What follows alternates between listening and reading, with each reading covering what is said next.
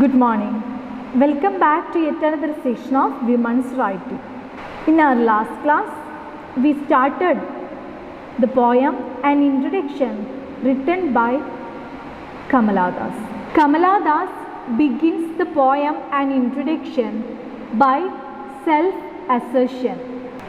I am what I am. The poet claims that she is not interested in politics, but claims to know the names of all in power, beginning from Nehru.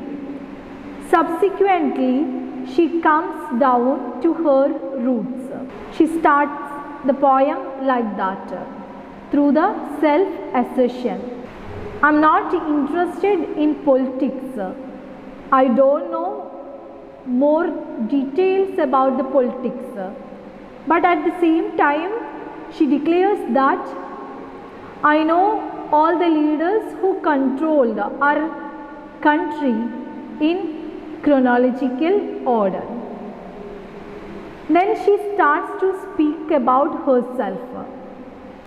Then she introduces herself. She is an Indian. Her skin color is brown. She is from Malabar. She is far from regional prejudices. She first denies herself in terms of her nationality and second by her color. That's why she wrote, I am Indian, very brown, born in Malabar. After that, she declares that I know 3 languages. I can write in both English and Malayalam. I dream in one language. She reminds, like men, women have also the ability to write, think and speak in different languages. They have also the creativity, intelligence, potential, etc. So there is no need to make any inequality between men and women. When she started to write in English, the people around her, they started to criticize. Why you are writing in English language? It's not our language.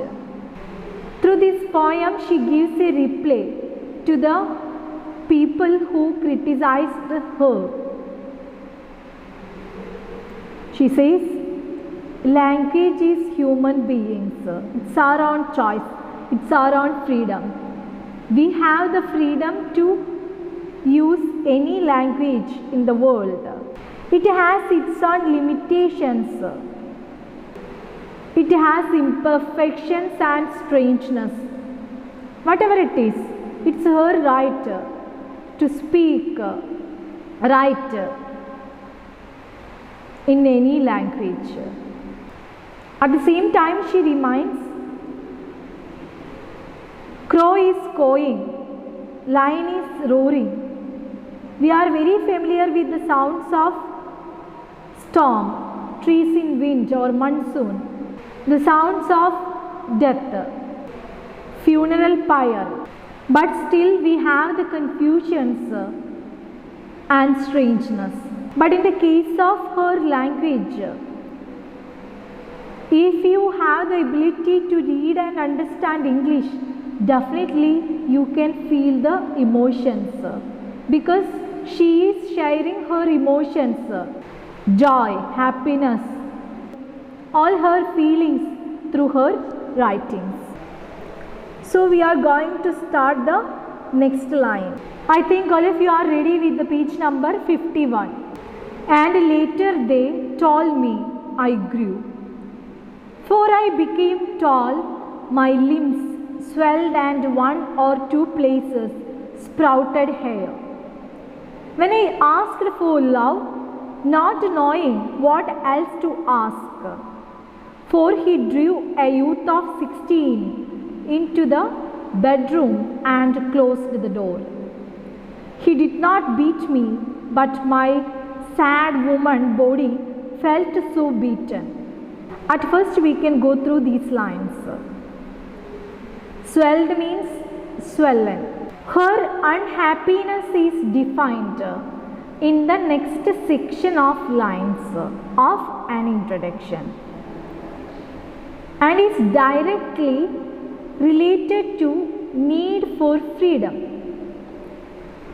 When she was young, she asked for love because she didn't know what else to want. This ended with her marriage at 16 and the closing of a bedroom door. Although her husband did not beat her, we can see that in her personal life, her childhood she spent in Punnayurukulam, her ancestral home, and in Kolkata. Her parents were very busy with their own work. So, she didn't get the care and love from her parents that she needed. She felt loneliness in that period. That's why she always missed her grandmother. That's why she asked for love.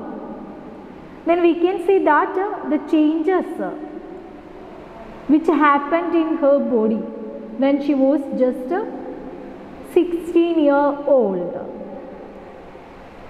So her parents, they started to feel that she is growing up. It's the time to arrange her marriage. More than that, she is asking for love. Actually, she wants to get the love from her parents. Anyway, they couldn't understand it. They arranged the marriage of her at the tender age. He did not beat me, but my sad woman body felt so beaten. The weight of my breasts and womb crushed me. I shrank pitifully. Then I wore a shirt and my brother's trousers, cut my hair short and ignored my womanliness. Dressing saris, be girl, be wife, they said. Be embroiderer, be cook, be a quarreller with servants. Fit in, oh, belong, cried the categorizers. Don't sit on walls or peep through our lace draped windows. Be Ami or be Kamala, of better. Still be Madhavikutty. It is time to choose a name, a role. Don't play pretending games. Don't play schizophrenia or be a nympho. Don't cry embarrassingly loud when jilted in love. Although her husband did not beat her, sad woman, body felt so beaten. This line of an introduction is interesting as she is placing her own body in one of the categories she rebelled against in the first stanza. It is due to this simplification of a woman as nothing more than a body that led her marriage at 16. She also places blame on her own body for leading her to this place. Her distinctly female parts, breasts and womb, are a crushing weight on her life. The pressure placed on her by her husband and by her family led to an emotional and mental shrinking. It was a pitiful process, but it ended. I told you, her body is growing up. but actually she was a child. She doesn't get the maturity to be married. In that tender age, she crushed with the family responsibility and also her husband. That's why physically and mentally she was broken out. It was a pitiful process. She was not at all ready to accept a husband and a responsibility of a family because still she was a child. She goes on to state that a change came over her. She decided to put on her brother's trousers and cut off her hair. More than that, we can see that even she was not at all mentally and physically prepared to take the role of a wife. And very soon, she also got the responsibility of a mother. That's why she goes on to state that a change came over her. She decided to put on her brother's trousers and cut off her hair. The speaker is ridding herself of the female image that has harmed her. Now that she is remarking her identity, she is able to say no to the traditions of womanhood. These include fitting in and dressing in saris. The categorizers might tell her not to peep in through our lace draped windows, but she is not going to listen. She chose to move her life beyond the traditional and therefore expand her presence in the world. Then she recognized that men are enjoying the freedom. They don't have any barriers in front of them. They have their own identity. That's why she wanted to become a man. So she started to act just like a man. She changed her dress. She shifted from the traditional dress of a woman to a man. That's why she selected her brother's trousers to wear. She cut her hair just like a man. At the moment, she got the restrictions at first from her in-laws. They already warned her, you should wear sari. You can control the servants in our home. You can learn embroidery works. You can become an expert in cooking. That means you should live in these four walls because you are a woman. They repeated that. Those people, she wants to call them as categorizers. They always remind her to be a woman without an identity. That's why she took the decision, I want to make the identity. After marriage, women have given the husband's name with them, like Kamala Das. So she wanted to get the identity. That's why she told them, you can call me Kamala or Ami or Madhavikutty. It's the right time to choose my identity, at least my name. Don't play the schizophrenia. Schizophrenia, it's already given here. Mental disorder characterized by indifference with withdrawal, hallucinations. So she reminded them there is no need to play pretending games.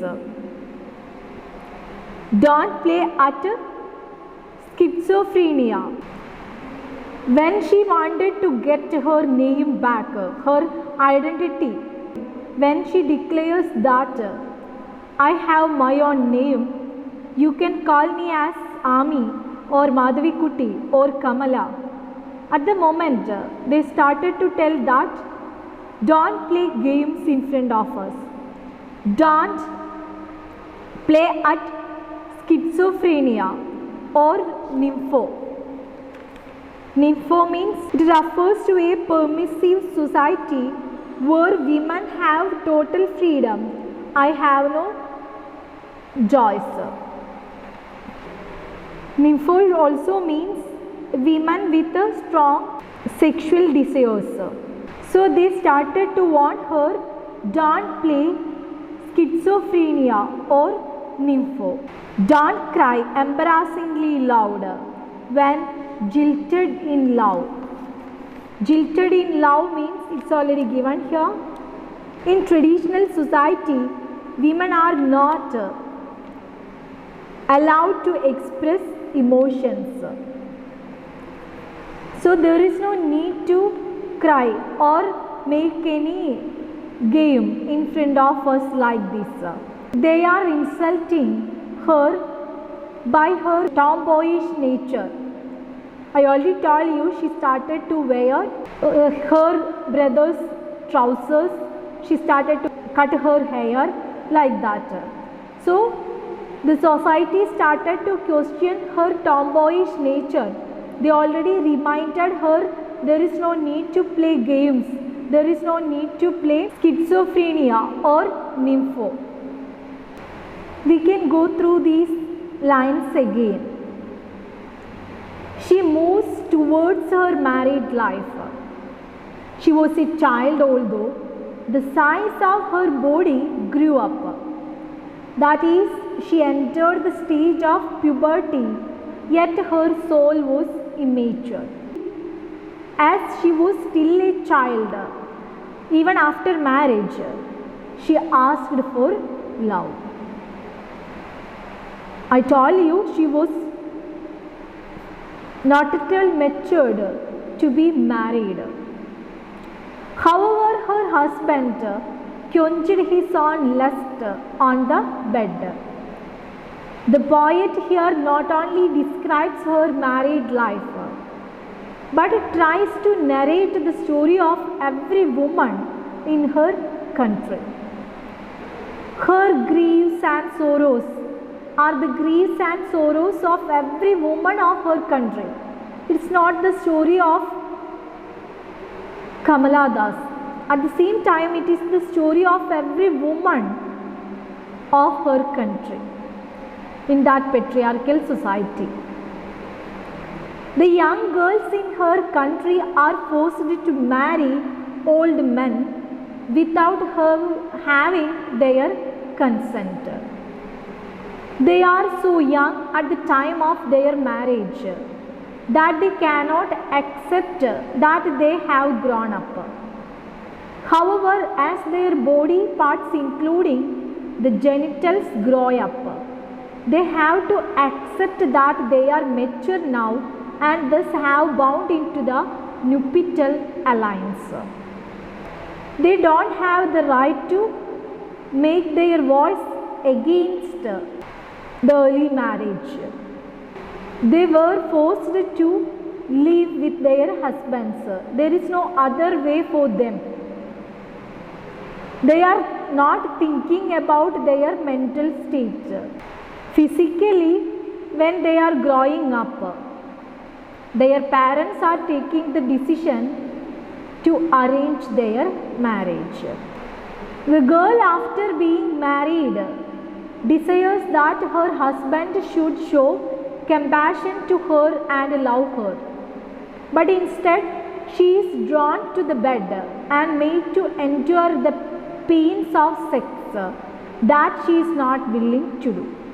She says that she was not beaten by him yet her womanly body felt to be beaten and wounded, and thus she got tired of it. Actually, here her husband didn't beat her, but his genitals seemed to her as some burden that have crushed her. She started hating her female body because it is her body that has given her so much pain. I told you, she was married at her tender age. She was just 16-year-old. She was not at all ready to take the responsibility of a wife, mentally and physically. To avoid its load, she tried to become a tomboy by adopting the attire of males. That's why she wanted to escape from her life. So she understood men are enjoying their freedom. They have their own identity. That's why she wanted to become a tomboy by adopting the dresses of males. That's why she started to wear her brother's trousers. But it was not led by her in-laws. They started taunting her. She was commanded to dress in saris, be a girl, wife, embroiderer, cook, quarreler with servants, etc. She was asked not to hide her real self. Her in-laws even commanded to remain silent and endure her unachieved love. The lines expose the condition of a woman in the house of her in-laws.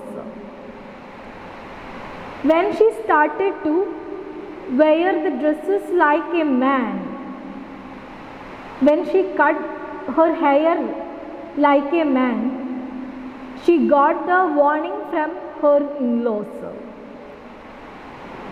They already reminded her, you can become a good cook, good embroiderer, control the servants, wife.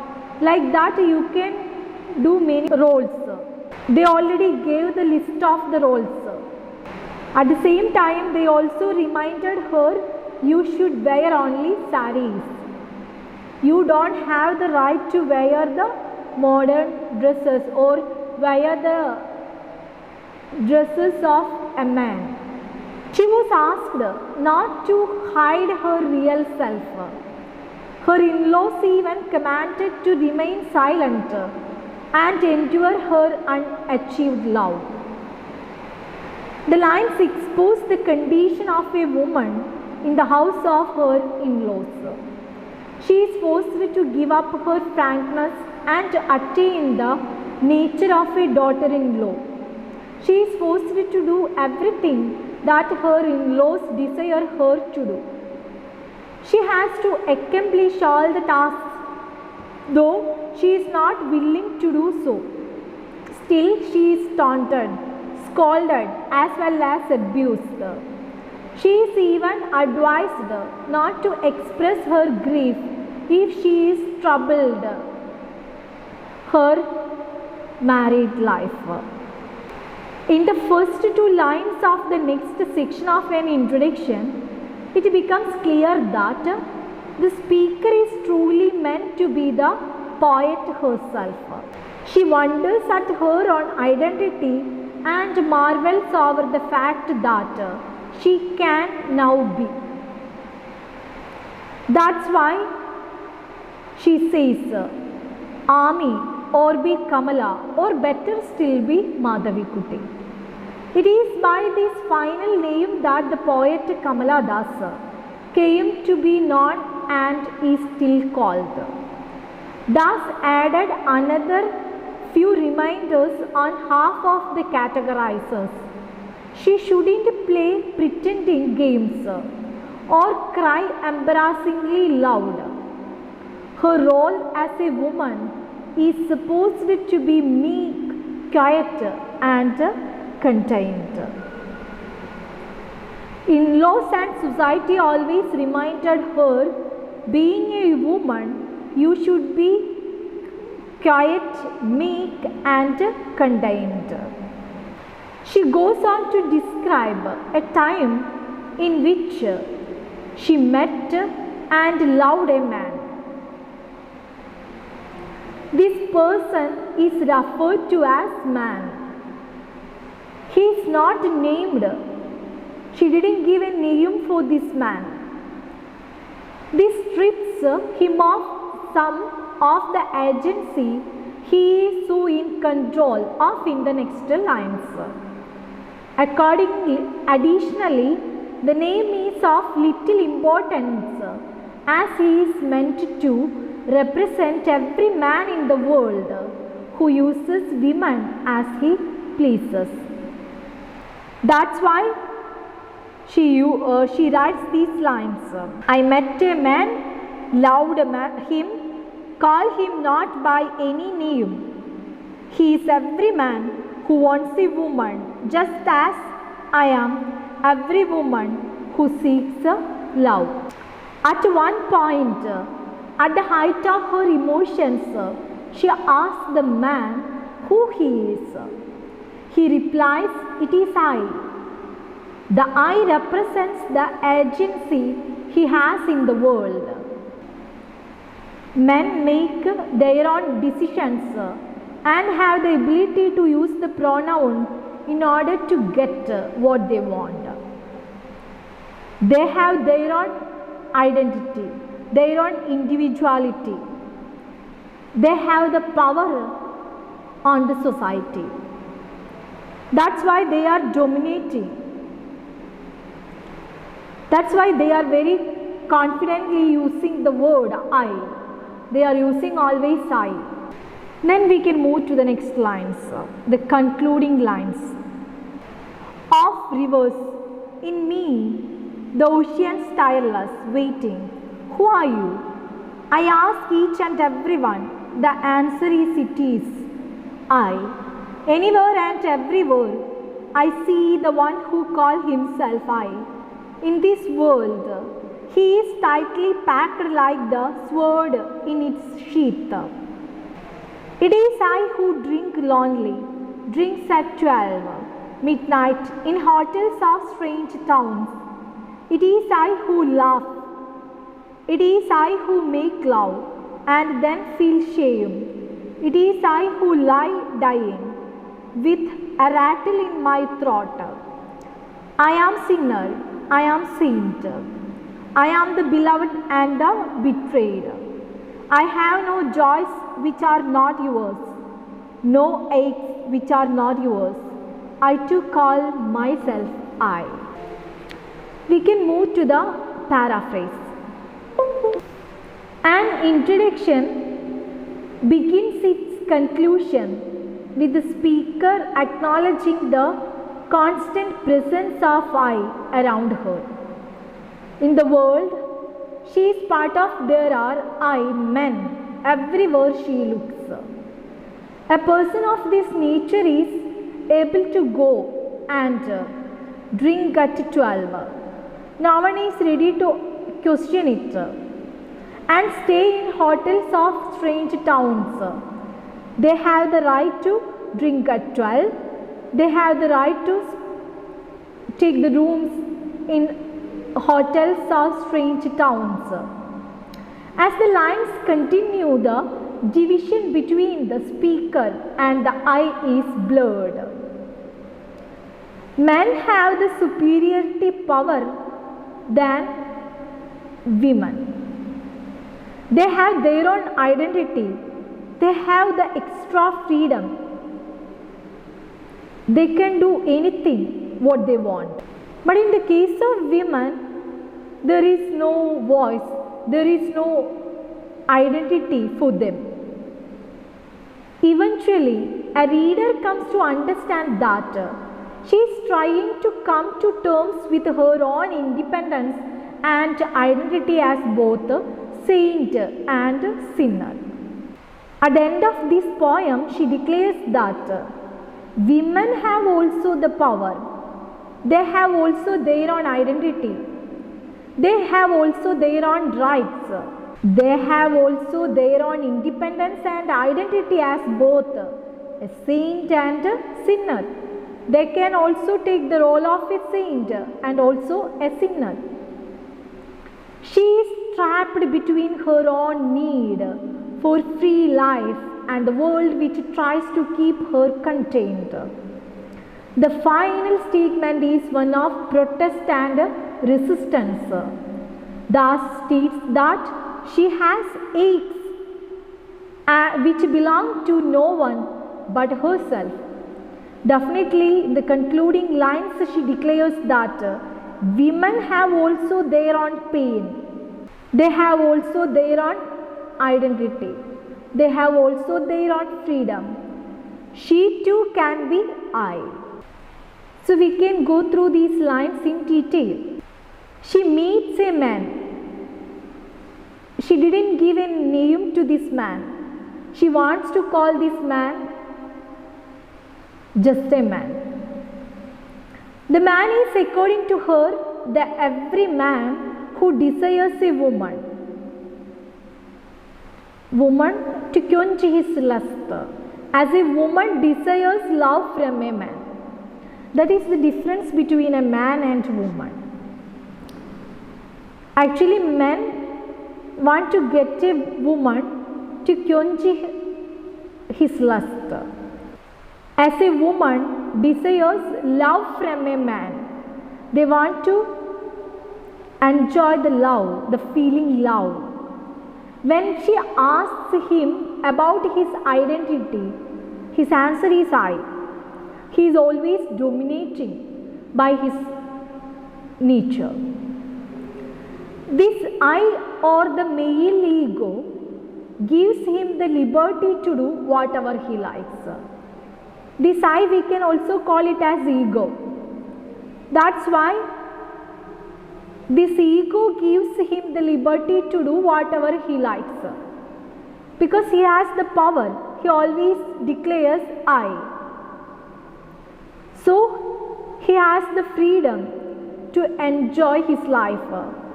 He has the freedom to do whatever he likes. He can drink at midnight. He can laugh loudly. He can satisfy his lust. He can go anywhere at any time. He can stay at hotels at midnight in the strange town. No one is ready to ask him, question him. He feels ashamed after losing a woman due to his own shortcomings, and also this ego of I dies when the person dies, and thus this end is no different than the end of the woman. So she reminds us, when a man dies, his ego, his superiority also ends, just like a woman. So there is no difference between men and women. That's why she says, I am sinner, I am saint.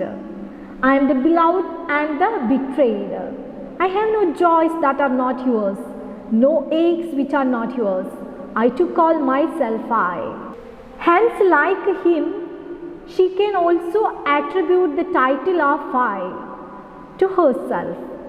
Like man, she is also sinner and saint, beloved and betrayed. She can also do it just like him.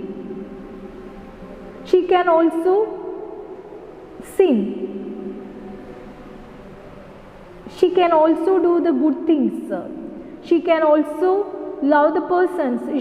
She can also cheat the persons. Her joys and pains are no different than those of men. Hence, she emancipates herself to the level of I. So I think all of you understood the poem well. I also want to speak about the themes in an introduction. Here, Kamala Das explores powerful themes of feminism, equal rights, freedom, and marriage in an introduction. This poem is very clear feminist statement that advocates for free choice for all women.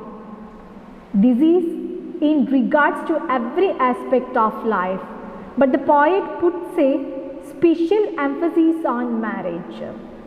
She compares and contrasts the roles of men and women in society and explains for the reader how her life, the rules she is forced to obey, infringe on her freedom. Readers should be able to ask themselves while moving through the poem how, if at all, the things Das is talking about apply to their own life. If nothing matches up, they might ask themselves why, and if some kind of unaddressed or unacknowledged privilege is making their lives better. Through this poem, Kamala Das is sharing her own experiences and also the other women in the society in that period. She reveals all her feelings, emotions in detail. So, it is one of the best examples for a confessional poem. Structure and form of an introduction. An introduction is a 60-line poem that is contained within a single stanza. The lines range from 3 words up to 11 and do not follow a specific metrical pattern. Das also chooses not to use a rhyme scheme. The lines is also very greatly in length and syllable number. This means that the poem is written in free verse. This style of writing allows the poet to explore various structures and make use of more sporadic rhymes. There are several examples of half rhyme and internal rhyme in an introduction. I think all of you got a clear picture of this poem and introduction. Go through the poem well. We will meet in the next class with a new poem. Thank you.